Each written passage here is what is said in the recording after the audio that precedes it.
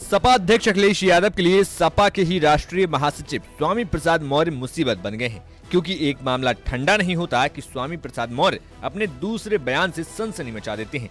तो इस बार भी कुछ ऐसा ही हुआ, लेकिन इस बार सपा के गठबंधन सहयोगी और स्वामी प्रसाद मौर्य की जाति के नेता महान दल अध्यक्ष केशवदेव मौर्य ने स्वामी प्रसाद मौर्य को बीजेपी और आरएसएस का एजेंट बता दिया। केशवदेव मौर्य ने सपा प्रवक्ता आईपी सिंह के ट्वीट को लेकर लिखते हुए कहा कि जब मैं 2022 से लगातार खुलेआम कह रहा हूं कि स्वामी जी भाजपा और आरएसएस के आदमी हैं, तब समाजवादी पार्टी के लोगों को मेरी बात समझ नहीं आई।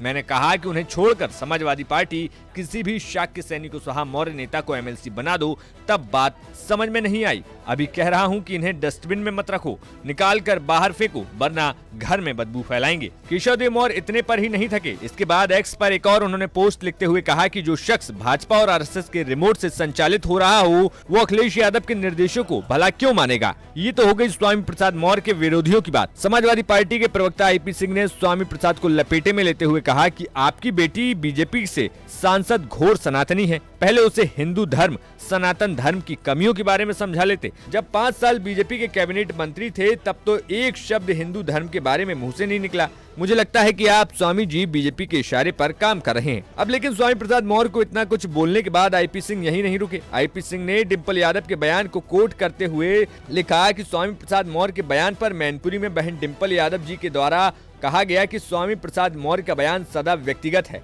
भागवत वेद पुराणों में ऋषि मुनियों ने कहा है कि सनातन से धरती पर अधर्मी पैदा होते रहे हैं, स्वामी उसी श्रेणी में आते हैं। रावण और कंस जैसे अधर्मी उसकी मिसाल रहे हैं। अगर अब स्वामी प्रसाद मौर्य की राजनीति को देखें तो 2022 के चुनाव के समय उनका 85-15% वाला बयान खूब सुर्खियों में रहा था। उसके बाद उन्होंने रायबरेली में अपने महाविद्यालय में बहुजन नायक मान्यवर काशीराम की मूर्ति का अनावरण अखिलेश यादव के हाथों कराया था। फिलहाल आपका स्वामी प्रसाद मौर्य के बयान पर क्या कुछ कहना है, हमें कमेंट बॉक्स में जरूर बताइए।